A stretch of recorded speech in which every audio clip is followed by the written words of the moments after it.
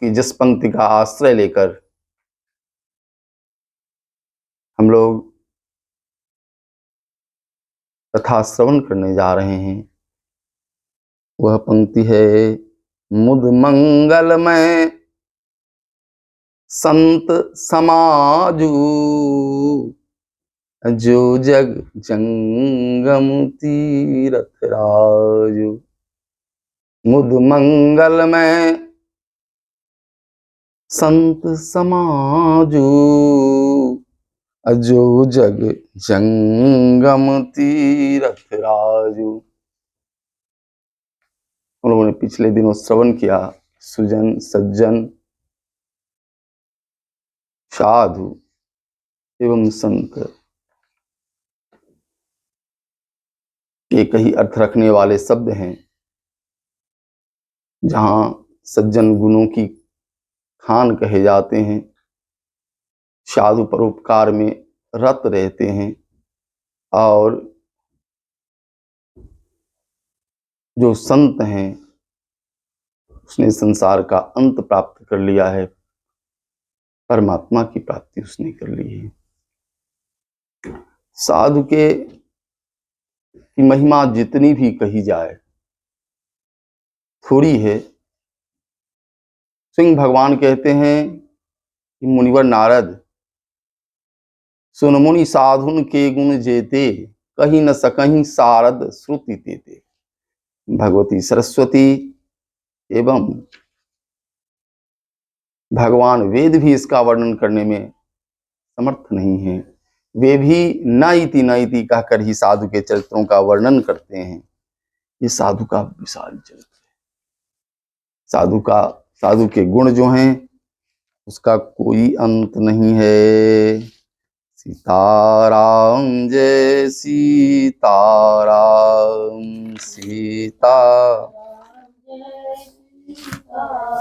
सीताराम जय सीताराम,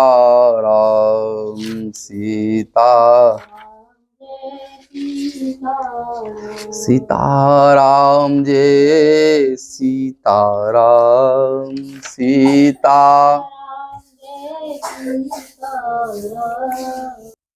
परोपकार के लिए। अष्टादश पुराणेषु व्यासस्य वचनम द्वयम्, परोपकार पुण्याय पापाय परपीडनम्। 18 पुराणों में जो सार तत्व है वह है परोपकार। परोपकार पुण्य है और दूसरे को कष्ट देना पाप। अष्टादश पुराणेषु 18 पुराणों का यही सार है, और जो सार तत्व है उसी को साधुओं ने ग्रहण कर लिया है। साधु हमेशा परोपकार में रत रहते हैं, परोपकार करना ही उनका जीवन है।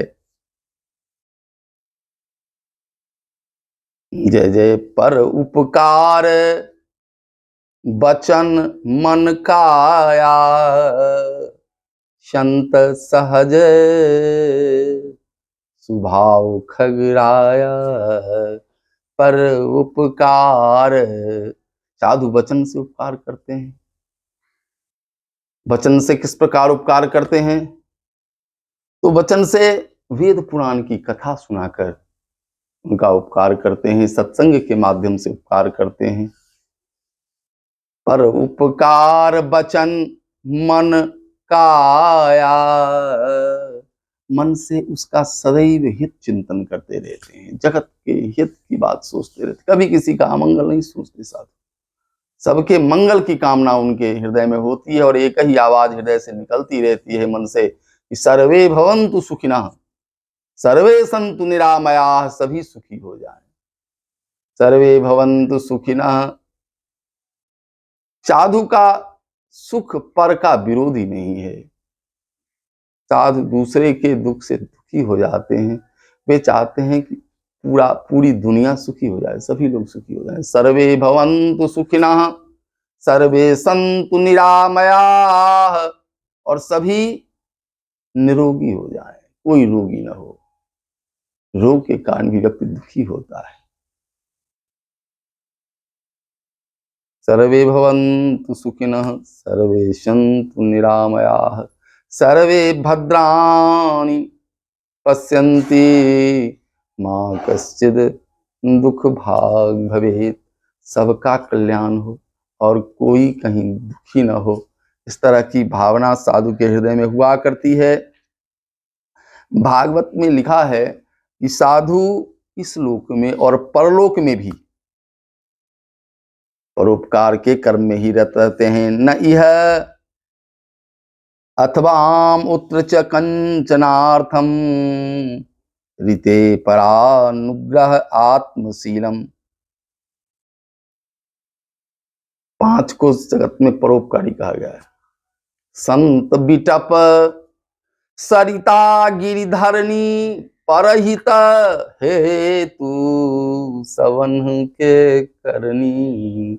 संत नंबर 1 संत, दूसरा वृक्ष, वृक्ष को देखें। वृक्ष वृक्ष कबहू नहीं फल भखे, वृक्ष कभी अपना फल नहीं खाता। नदी न संचय नीर, नदी कभी अपना जल स्वयं नहीं पीता। नदी का जल हम लोग पान करते हैं, नदी में हम लोग स्नान करते हैं। नदी न संचय नीर परमारथ के कारणे साधु धरा शरीर। परमार्थ के लिए ही साधु ने शरीर धारण किया है।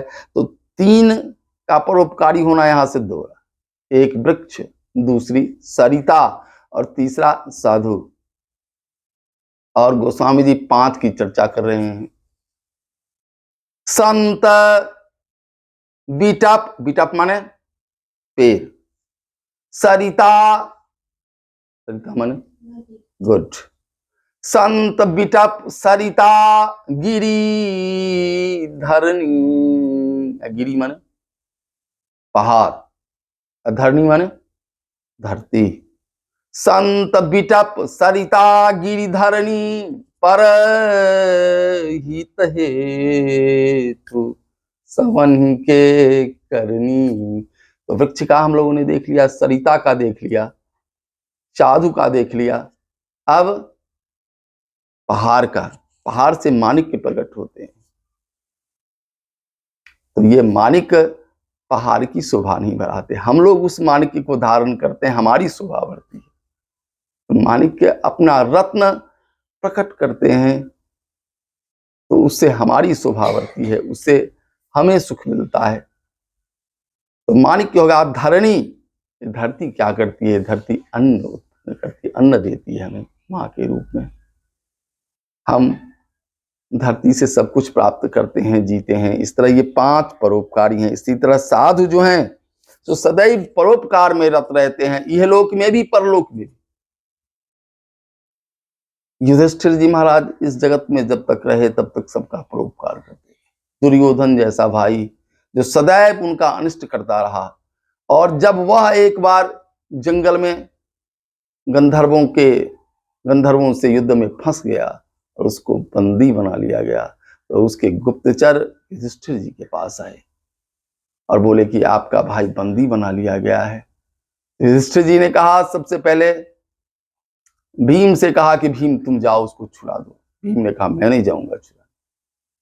नकुल सहदेव भी तैयार नहीं हुए, अर्जुन भी तैयार नहीं हुआ। तो अंत में युधिष्ठिर ने कहा कि तुम लोग नहीं जाओगे तो मैं जरूर जाऊंगा उसको छुड़ाने, क्योंकि गुप्तचर मुझे कहने आया है, मुझे उसकी सहायता करनी है। भले उसने मेरा बिगाड़ा है लेकिन मैं नहीं बिगाड़ूंगा, मैं जाऊंगा उसकी सहायता करने। जब युधिष्ठिर चल पड़े तो सारे भाई चल पड़े, बड़े भाई थे, और उसको छुड़ाया दुर्योधन को। जब फिर वापस आए तो सबों ने पूछा कि आपने ऐसा क्यों किया? जीवन पर्यंत वह आपको दुख देता रहा, आज उसी के कारण हम लोग दर दर की ठोकर खा रहे हैं, पटक रहे हैं, फिर भी आपने उसका भला कर दिया। युधिष्ठिर ने कहा कि भीम अर्जुन, अगर आज मैं इस कार्य को नहीं करता तो तुम बताओ अच्छे लोगों और बुरे लोगों में क्या अंतर रह जाता, हम में और दुर्योधन में क्या अंतर रह जाता? कोई अंतर नहीं रहता। इसलिए भला करना ही हमारा धर्म है। साधु पुरुष भला ही करते हैं, किसी का बुरा नहीं करते।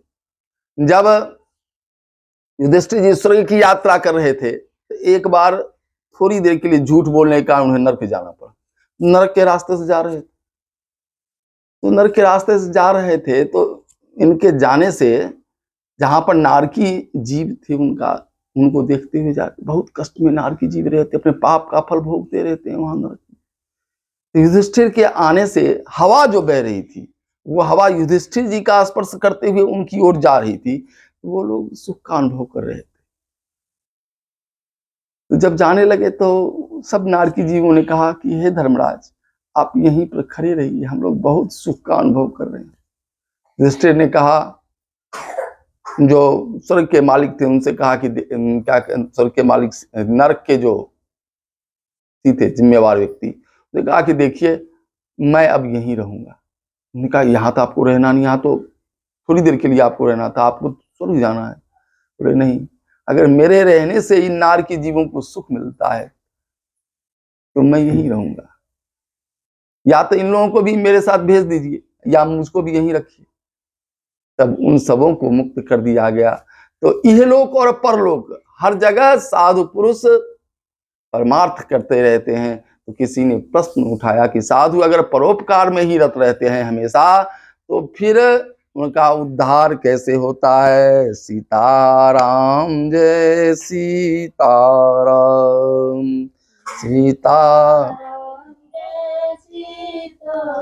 सीताराम जय सीताराम।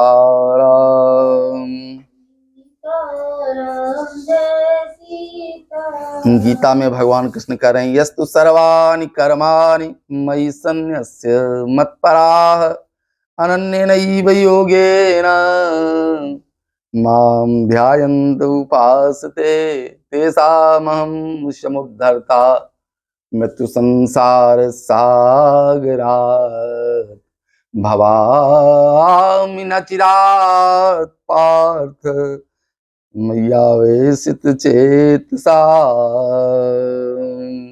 जो सर्व कर्मों को मुझ पे अर्पण कर देते हैं।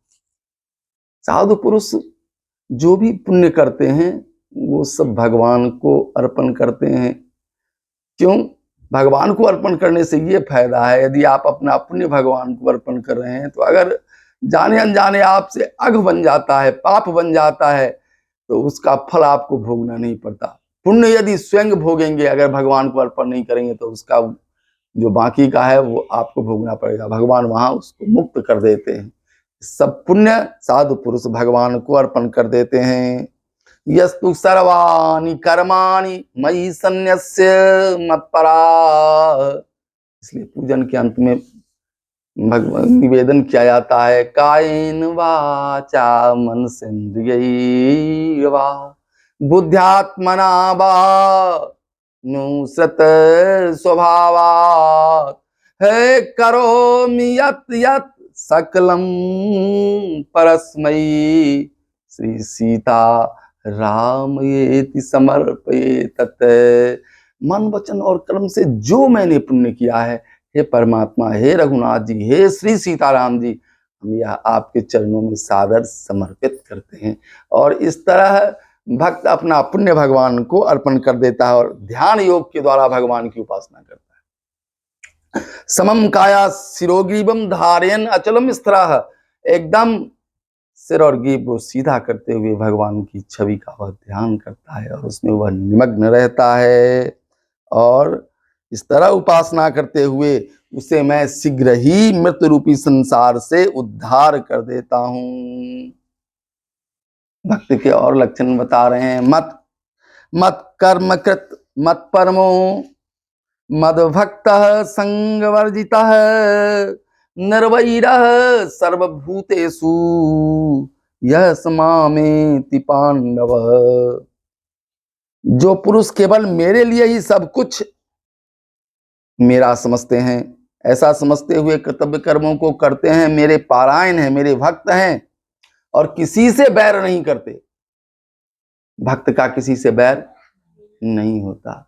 उमाज राम चरण रत विगत काम मद क्रोध निज प्रभु मैं देखहीं जगत यही संकरहीं विरोध। तो अपने प्रभु को ही हर रूप में वो निहारते हैं और इस तरह जनता जनार्दन की सेवा में लगे रहते हैं। मुद मंगलमय संत समाजु, संत अभी तक साधु की महिमा चल रही थी, अब साधु समाज की बात कहते हैं। ये साधु समाज जो है, साधु समाज में हमेशा आनंद और मंगल होता रहता है। आनंद कहते हैं ज्ञान भक्ति का जो आनंद है, ये आनंद है। और ये भक्ति के कारण जो हम उत्सव मनाते हैं, यह मंगल है। भगवान का कभी जन्म उत्सव मनाते हैं, कभी विवाह उत्सव मनाते हैं, और अन्य उत्सवों को हम लोग मनाते रहते हैं, इसको मंगल कहा गया है। साधु समाज में ये हमेशा होता रहता है, इसलिए साधु समाज को मुद मंगलमय कहा गया है। एक और उपमा दी गई है कि साधु समाज जो है, यह जंगम तीर्थ है। हम लोग प्रयाग में जाते हैं तो पाप मुक्त होते हैं स्नान करके। प्रयाग के पास जाना होता है, लेकिन साधु पुरुष प्रयाग के रूप में है, वे स्वयं चलकर हमारे पास आते हैं और हमें पवित्र कर देते हैं। यहां तक इसकी महिमा है कि युधिष्ठिर जी कहते हैं, भवद विदा भगवतान तीर्थभूता स्वयं विभो। हे विदुर जी महाराज, आप जैसे महात्मा स्वयं तीर्थ रूप, प्रयाग के रूप में आप हैं, आप स्वयं तीर्थ रूप हैं। तीर्थी कुर्वन्ति तीर्थानि, आप तीर्थ को भी पवित्र करते हैं। तीर्थ को कैसे पवित्र करते हैं? अब हम सामान्य जन प्रयागराज में स्नान करने जाते हैं, वहां तो स्नान करते हुए प्रयागराज हमारे पाप को धो डालते हैं। धोते धोते उनका शरीर काला पड़ जाता है। जब काला पड़ जाता है तो कोई भगवान का प्रेमी भक्त जो भगवान की कथा कहते हुए बाग गदगदा, जिसकी वाणी गदगद हो जाती है, चित्त द्रवित हो जाता है, कभी हंसता है, कभी रोता है, कभी नाचने लगता है, ऐसा भक्त, ऐसा प्रभु का प्रेमी अगर अपने चरण को मुझ में पधरा देता है वहां प्रयाग में, प्रयाग तीर्थ में, तो मेरा कालापन मिट जाता है। तो तीर्थ को भी सुतीर्थ बना देते हैं। तीर्थी कुर्वन्ति तीर्थानि अस्था स्वांत स्थेन गदाभृता। क्यों? भगवान उनके हृदय में रहते हैं। भगवान के प्रभाव से यह सामर्थ्य उनमें आ जाती है कि स्वयं तीर्थ को भी सुतीर्थ बना देते हैं, उनके पाप को भी छीन लेते हैं, पाप से उनको भी मुक्त करते हैं। ऐसे पूज्य संतों के चरणों में, भारत की भूमि है, एक से एक महान संत इस धरती पर हुए हैं। इन सभी संतों के चरणों में प्रणाम करते हुए आज की वाणी को विराम। जय जय सीताराम, सीताराम।